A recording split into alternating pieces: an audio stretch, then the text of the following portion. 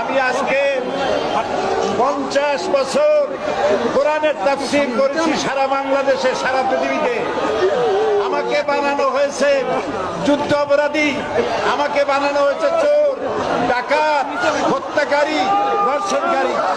আমি আল্লাহর নামে কসম করে বলছি, আল্লাহ তোমার জাতের কসম, তোমার ইজ্জতের কসম, তোমার সম্মানের কসম, 1971 সনের এক ফোঁটা বালি বা কাদা আমার গায়ে লাগে নাই, লাগে নাই, লাগে নাই। আমার শুধু কাজ ছিল কোরআনের প্রচার করা। নাস্তিকবাদীরা সহ্য করতে পারে নাই, জালিমরা বরদাস্ত করতে পারে নাই, যার জন্য আমাকে বন্দী করে রেখেছে। আমি শাহাদাতের তামান্না করি, আমি শহীদ হতে চাই, তবে চোর, ডাকাত ইত্যাদির বদনাম নিয়ে মরতে চাই না।